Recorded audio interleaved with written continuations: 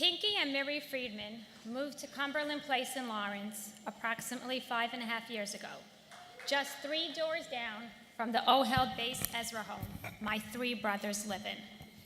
In addition to always making my brothers feel special, Pinky went the extra mile when my brother Moshe, Alav Hashalom, was sick, and he would come over with his guitar to play music and participate in kumsitz with his father-in-law, Mr. Adrian Garbaz, and his brother-in-law, Akiva. Miri was the spunky little girl I used to babysit. From a young age, she possessed a zesty spirit with tremendous talent. It is not surprising that she and Pinky would come up with a unique way to highlight an issue we as a generation need to address, and that Ohel is once again at the forefront of making a difference in. That issue is anxiety. Before I ask Pinky and Miri to take center stage as the sign of strength honorees, I'd like to take the opportunity to acknowledge Miri's grandparents, Dr. Yaakov Mermelstein, Alav Hashalom, and Yibadel L'chaim, Mrs. Renee Mermelstein, and Miri's parents, Mr. Adrian and Mrs. Shani Garbaz, 2 couples who are pillars in the community I grew up in and dear friends of my family. And now it is my honor and privilege to ask Pinky and Miri Friedman to please come up to the podium.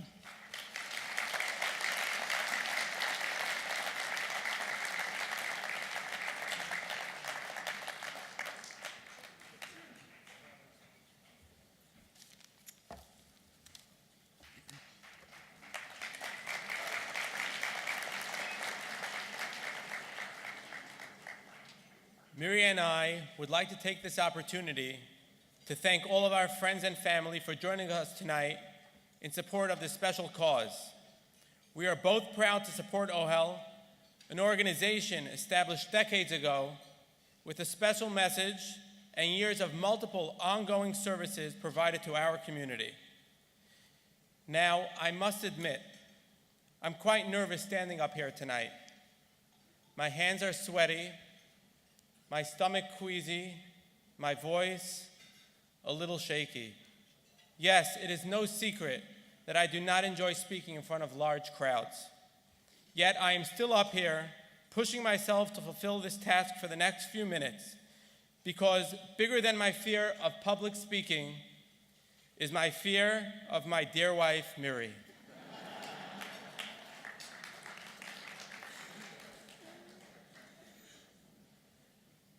Every day of each of our lives, we all experience different forms of fear and anxiety.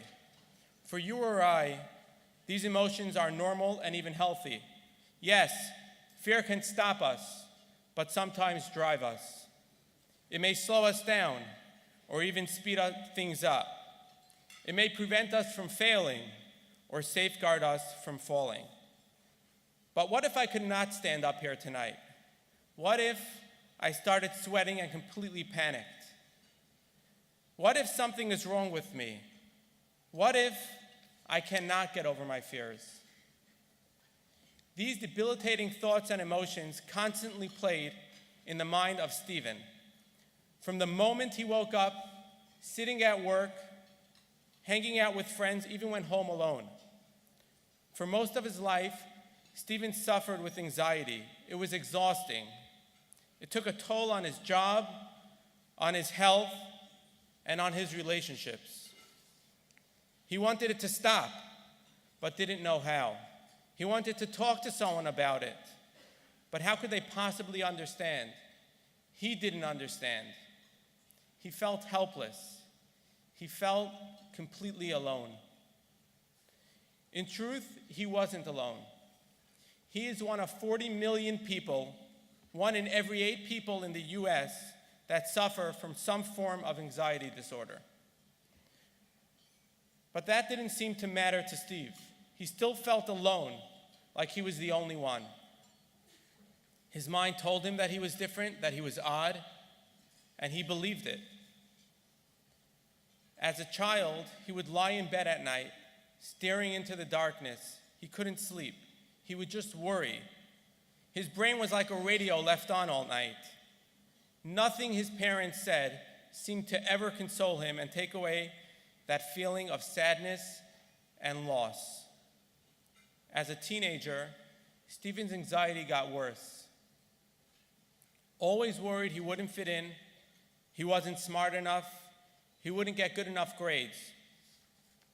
And with all the worrying, he found it difficult to focus.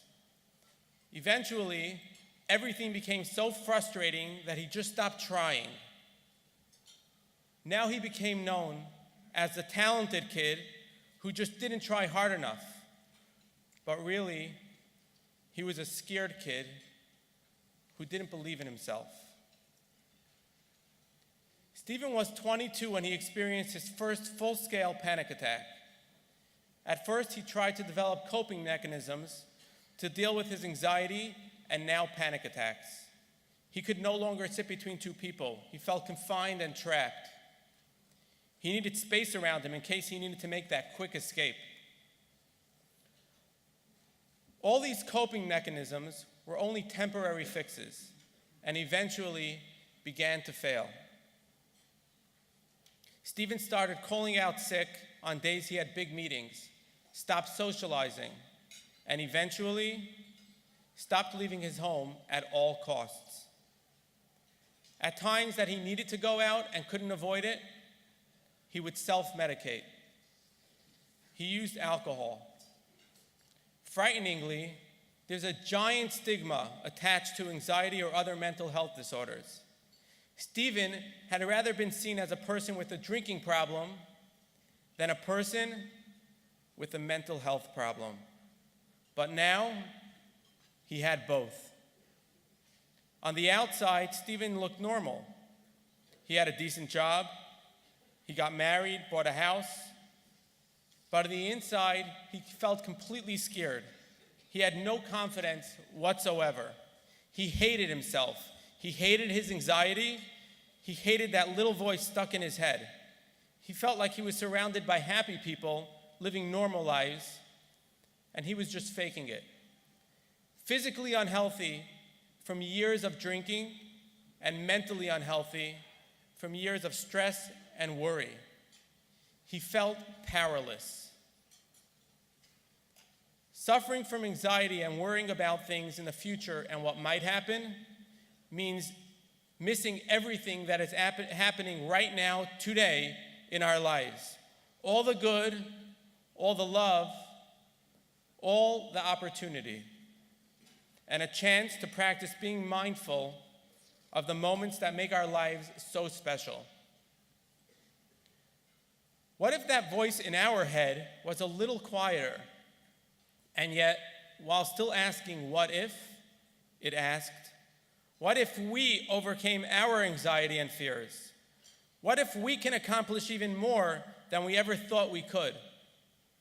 What if our story can help someone else who is suffering from anxiety? What if? Well, what if no longer? Tonight, we must answer these questions of what if with the answer of right now. Right now, we will raise awareness of anxiety in our communities. Right now, we will tackle the enormous challenge of stigma standing in the way of so many. Right now, we must enable people to seek the help and talk about these emotions for the very first time. Pinky and I are passionate about raising awareness of anxiety in our community, an everyday challenge faced by so many people today, reluctant to seek help, let alone talk about their emotions. It is a great honor for us to be given this opportunity to launch this new campaign, Sign of Strength. In the video you are about to see, you will see courage and determination of two everyday individuals. Watch and listen closely. This could be your child, your spouse, your friend. This could be you. Ladies and gentlemen, a sign of strength.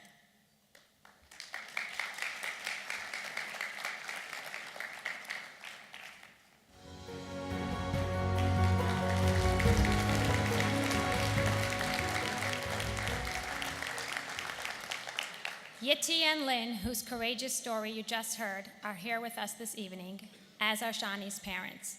Yitti and Lynn, please stand.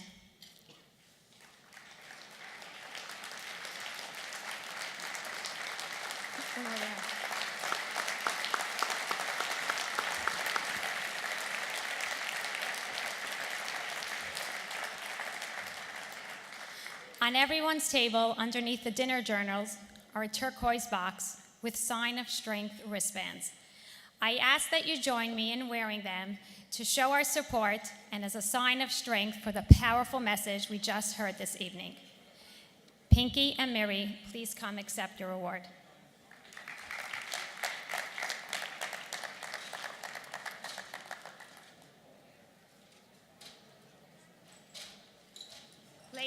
Ladies and gentlemen, Ohel's 2017 Sign of Strength honorees, Pinky and Miri Friedman. I'm gonna do this.